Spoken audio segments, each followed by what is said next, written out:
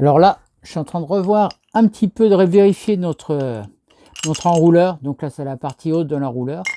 Hein, donc tu vas comme ça. Normalement, on tourne comme ça. Mais il était très sale. Et donc, on profite pour le graisser, tout nettoyer. Il y a des systèmes de roulement à billes qui vont comme ça, qui se mettent ici avec des billes. Les billes qui sont ici et que je suis en train de nettoyer, là on voit qu'ils sont toutes noires et elles doivent être toutes blanches comme ça. On va mettre de la nouvelle graisse. Donc il y a deux endroits où il y a les roulements à billes, la partie haute et là sur la partie basse, hein, avec le même système. Là, celui-là est nettoyé déjà, qui va nous permettre de... Voilà, il est entre les deux ici, ça va nous permettre de rouler et d'avoir un enroulage, déroulage qui soit doux et sans trop d'effort. Coucou les copains, alors ça c'est notre chaîne qu'on a sortie de la baille à mouillage. On a 50 mètres de chaîne avec un diamètre de 10.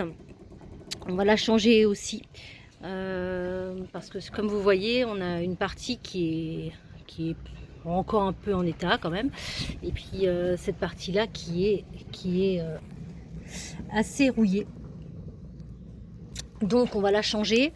C'est une chaîne qu'on a depuis 8 ans maintenant. Faut savoir qu'on fait quand même 8 mois sur 12 de mouillage. Voilà, alors de temps en temps on inverse la chaîne, justement pour éviter qu'elle s'use trop vite. Il faut quand même savoir que la partie rouillée, hein, c'est celle qui est quand même pratiquement tout le temps dans l'eau, qui racle les fonds, que ce soit du sable ou des cailloux ou autre chose. Donc au bout d'un moment, forcément, elle est plus en très bon état. Voilà. Et donc on va juste récupérer en fait nos petits marqueurs jaunes qu'on met tous les 10 mètres. Voilà, mais sinon oui, on va remettre une chaîne neuve. C'était pas forcément prévu dans le budget, mais voilà, si on part très très longtemps, autant s'assurer d'avoir une bonne chaîne qui nous pète pas à un moment donné. Alors là, j'ai commencé à nettoyer la baille à mouillage. Il y avait surtout beaucoup de rouille au niveau de la pointe. Donc je vais continuer à nettoyer, je vais laisser sécher et puis je vais remettre de la peinture blanche de cale. Mais là pour enlever le reste de rouille, j'ai mon produit multi-usage que j'ai fait, qui me sert pour nettoyer le pont du bateau, qui est pas du tout abrasif et en même temps il enlève la rouille. Il nettoie vraiment bien. Je l'utilise aussi pour faire la vaisselle. C'est vraiment un produit multi-usage. J'avais justement fait une vidéo à ce sujet. Je vous mettrai le lien. Enfin voilà. Donc je vais refaire une beauté à la baille à mouillage. Et puis comme ça, elle va pouvoir recevoir la nouvelle chaîne.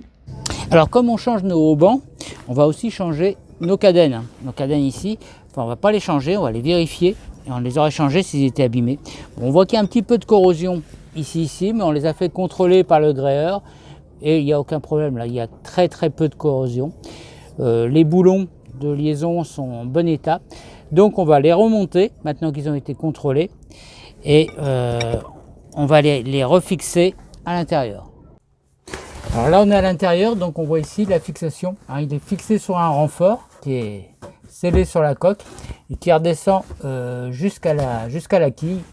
Donc là on a tout contrôlé, contre-plaque, boulon, écrou, donc tout est bon.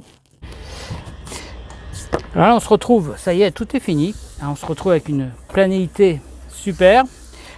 Il y a eu du mastic, j'ai aucun trou, tout est bien plat. Donc là maintenant il ne me reste plus qu'à peindre par-dessus le mastic.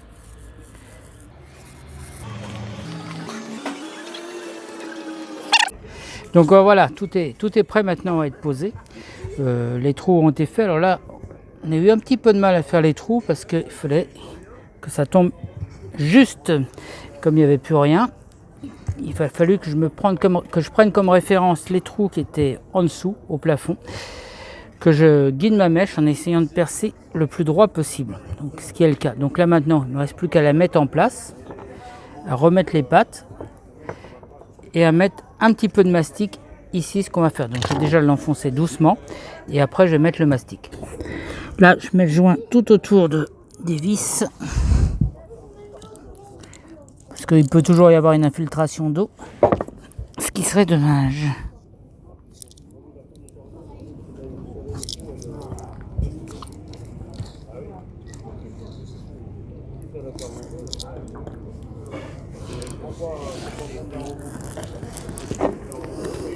Voilà, maintenant il n'y a plus qu'à finaliser.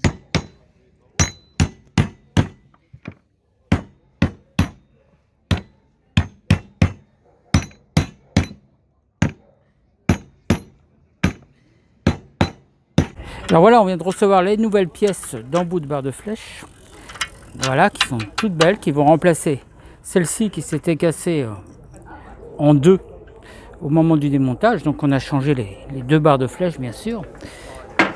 Alors on voit qu'il y a eu pas mal de corrosion, mais cette pièce-là est encore bonne, hein. La corrosion est due au haut-banc qui est en inox, sur lequel ils ont monté une cosse en cuivre qui est censée bloquer la barre de flèche qui normalement est articulée. C'est pas une barre de flèche fixe, donc elle est bloquée par cette pièce. Mais du coup, il se passe un gros problème de corrosion.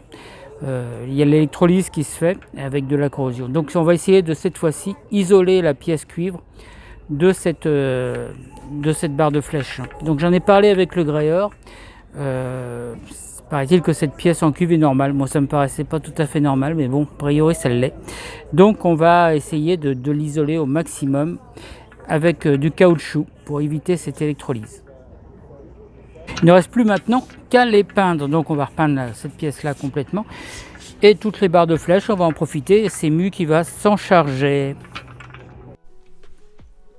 Alors là, j'attaque la 7e couche de vernis sur nos lattes en bois qui en avaient bien besoin. Elles ont pas mal souffert pendant l'été, dans les mouillages et voilà, entre le soleil et l'eau de mer.